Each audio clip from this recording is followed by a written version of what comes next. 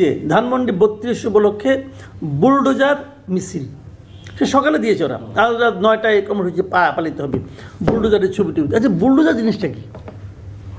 Bulldozer আপনার বাড়িতে bulldozer কটা আছে ভাই? এটা কি মানুষের ঘরে ঘরে থাকে যে আমরা রান্নাঘরের পিছনে একটা বুলডোজার রেখে দিলাম? এরকম হয়? এই বুলডোজারটা কার? বুলডোজারের মালিক কে? আমি যতটুকু শুনেছি এই বুলডোজারের মালিক হলো ঢাকা সিটি কর্পোরেশন। তো সেই বুলডোজারটা এখানে আসলো কী করে? কে নিয়ে আসলো? আমি তো মনে করি এই ঘটনার সঙ্গে সরকারের এক ধরনের আছে, মদত আছে। সরকার চেয়েছিল বলে বুলডোজার এখানে আসছে, তাহলে আসলো কীভাবে?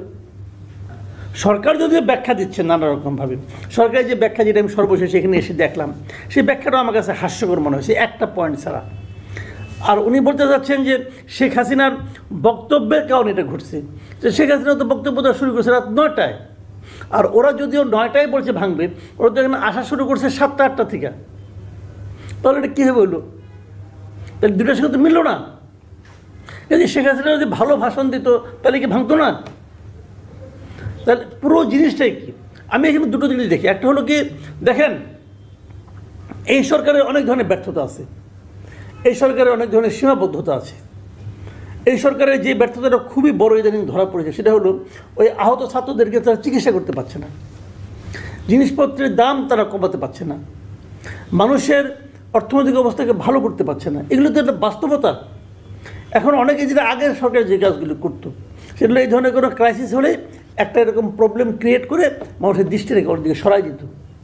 এখন এটাও সে ধরনের কিনা আমি বলতে পারবো না, তবে হতে পারে, হতে পারে, আমি এই আশঙ্কা দেখছি। আর ২ নম্বর হলো, যারা এটা ভাঙচুর করছে, আমি এখানের মধ্যে কোনো, যেমন একটা সহজ প্রস্তাব আপনাকে আমি করি, ধরেন আপনি ৩২টা মাপ ভেঙে দিলেন, যেটা ভেঙে দেওয়া হয়েছে, কী লাভ হয়েছে? কার লাভ হয়েছে? মানে তাতে কি আসলে আওয়ামী লীগের কী লাভ হয়েছে? শেষ হয়ে যাবে? মানে এই ৩২ নম্বরটা তো এখানে তো শেখ হাসিনা থাকতেন না, এটা শেখ হাসিনারও বাড়ি না, উনি তো এটা লিখে দিয়ে দিয়েছে ট্রাস্টকে, যে এটা তো আসলে গভর্নমেন্ট প্রপার্টি আসলে এখন। তো ভেঙে কী লাভ হয়েছে বলেন? কী লাভ হয়েছে? এতে কি এই সরকারের জনপ্রিয়তা বেড়েছে? দেশে বেড়েছে? দেশের বাইরে বেড়েছে? বরঞ্চ কিছু লোকের একটা প্রতিহিংসা পরায়ণ জাতি হিসেবে আমাদেরকে প্রজেক্ট করার একটা সুযোগ দিয়ে দিয়েছি আমরা। লাভটা কী হয়েছে? আপনি জিদ করে করতে পারেন। দেখেন, চোখের বদলে চোখ নেওয়া, এইভাবে মহাত্মা গান্ধীর কিন্তু একটা খুবই আলোচিত একটা উক্তি আছে, যে আমরা যদি চোখের বদলে চোখ নেওয়া শুরু করি তাহলে একদিন সারা পৃথিবী অন্ধ হয়ে যাবে। এটা কোনো সমাধান নয়। আপনি এই প্রপার্টি, এটা আমাদেরই প্রপার্টি। আপনি দেখেন নাৎসিদের আমলে জার্মানিরা গ্যাস চেম্বার করতো, গ্যাস চেম্বার ইহুদিদেরকে মারতো, ভয়ঙ্কর একটা কিন্তু। তারা কি সমস্ত গ্যাস চেম্বার গুড়িয়ে দিয়েছে? ওইটা একটা অত্যাচারের প্রতীক হিসেবে রয়ে গেছে, এটা পার্ট অফ হিস্ট্রি। আপনি যদি মনে করেন এটা স্বৈরাচারের একটা প্রতীক, তো এটা এইভাবেই থাকুক, লোকে এটাকে ঘৃণা করবে, এটা ঘৃণার প্রতীক হিসেবে থাকুক। কিন্তু এখন যেটা হয়েছে, তো লাভটা কী হয়েছে? সিম্পলি কথাটা আপনি বলেন। আপনারা যে কাজটা করেছে, এই কাজ, যে ঘটনাটা ঘটেছে, এবং সরকার এটাকে ঘটতে দিয়েছে আমি মনে করি, কারণ সরকার আজকে বিবৃতি পড়ে আমাকে তাই মনে হলো, এই বিবৃতির একটা মানে গুজামিল দেওয়া বিবৃতি তারা দিয়েছে। তাদের এই বিবৃতি, টোটাল বিবৃতির 80% জায়গা তারা ব্যয় করছে শেখ হাসিনার ভাষণ নিয়ে। কিন্তু এইটা যে এক যদি ঘোষণা দেয় যে আমি কালকে ওই বিল্ডিংটা ভাঙবো, সরকারের কি উচিত? যে ভাঙবে, এটা কি আদালতে কোনো আদেশে ভাঙা হয়েছে? তাহলে এটা ভাঙতে পারে কেউ? সরকার ফেরানোর চেষ্টা করছে? করে নাই তো। নামে মাত্র কয়েকজন আর্মি এখানে দাঁড়িয়েছিল, তারা পরে দর্শক হয়ে গেছে। এটা আমরা দেখছি, সবই তো আমরা লাইভে দেখলাম। তাহলে হলোটা কি? তাহলে সরকার নিজেদের মানে তারা যে ক্যাপাবেল নয় আইন শৃঙ্খলা রক্ষা করার জন্য, রক্ষা করার ক্ষেত্রে, এটা তারা আরেকবার এখানে নগ্নভাবে প্রমাণ হয়েছে। আর সারা দুনিয়া জুড়ে আজকে ইন্টারন্যাশনাল মিডিয়াগুলি, আপনি যাগুলি পড়েন, আমি কয়েকটা তো পড়লাম, সারা দুনিয়া জুড়ে এই ঘটনাকে চিহ্নিত করা হবে ডক্টর ইউনূসের সরকারের একটা ব্যর্থতা হিসেবে বলা হবে। এটা আলটিমেটলি ডক্টর ইউনূস এদেরকে প্রশ্রয় দিচ্ছে, এটা ডক্টর ইউনূসকে সারা দেশের পৃথিবীতে সম্মানিত করবেন, উনি যতই রিসেট বাটন টেপাটিপি করুক না কেন, কিন্তু কাজ হবে না। আপনি কি মনে করেন মানে এই দায়টা সরকার নিলই বা কেন? মানে এটা তো আমি মনে করি যে এটা আমার ক্ষুদ্র বুদ্ধিতে কুলায় না, আমি এটা বলতে পারবো না, আমি হিসাবে মিলাতে পারি না যে এটা করে। আমি তো প্রথমে তো বললাম কি লাভ হয়েছে, কার লাভ হয়েছে বলেন তো আপনি আমাকে? একটা জিনিস দেখেন, কার লাভ হয়েছে? যে লোকটা একটা দরজা দেখলাম ভাঙা দরজা নিয়ে যাচ্ছে, যে দরজাটা নিয়ে গেছে তারও কোনো লাভ হয় না, কারণ দরজাটা নিয়ে সে কোথায় রাখবে? ওটা সে কোনো কাজেও লাগাতে পারবে না। কার লাভটা হয়েছে এটা আপনি আমাকে বলেন? কারো লাভ হয়নি। সারা দুনিয়ার কাছে আমাদের কাছে আমরা কীভাবে এখন হলাম ভাই, এখানে বিনিয়োগ আসবে, বিদেশি বিনিয়োগ আপনার লাগবে না, টাকা লাগবে না আপনার, আসবে? আসবে না তো। আমরা একটা নিয়ন্ত্রণহীন সমাজে পরিণত হলাম। এই সরকার কোনো কিছু আইন শৃঙ্খলা নিয়ন্ত্রণ করতে পারে না, এটা আরও একবার সারা দুনিয়ার কাছে প্রমাণ হলো। কী লাভ হলো? কিছু লাভ হয়নি। আরেকটা বিষয় আলোচনা হচ্ছে যে মানে এই ঘটনাটা আসলে আওয়ামী লীগকেই নাকি একটা বড় সুবিধা দিবে। আমি সকাল থেকে অনেকের স্ট্যাটাস দেখছিলাম, আবার অনেকে বলছে যে এটা হচ্ছে আওয়ামী লীগেরই পাতা একটা ফাঁদ, যেই ফাঁদে সরকার পা দিয়ে ফেলেছে, বা যারা এই ঘটনাটা ঘটিয়েছে তারা। এটাও হতে পারে, এটা অস্বাভাবিক কিছু না। এই ঘটনা তো আওয়ামী লীগকে কিছুটা মাইলেজ দিবেই, অবশ্যই দিবে। কারণ দেখেন আমাদের দেশের মানুষের না বাই নেচার একটা ক্যারেক্টার আছে, সেই ক্যারেক্টার যে মার খায় তারা ওই মানে যে দুর্বলের পক্ষে চলে যায় আলটিমেটলি। এখন দেখেন আওয়ামী লীগের অপরাধের শেষ নেই ভাই, 15টা বছর ধরে তারা কি না করছে, কি না, মানুষকে গুম করে ফেলানো। এটাকে পৃথিবীতে কখনো আমাদের দেশে আর কখনো হয়েছে বলে আমি যাই না। গুম করে ফেলাইতেছে পুরো ফ্যামিলিটা, দিনের পর দিন কত অসহনীয় অবস্থা ছিল।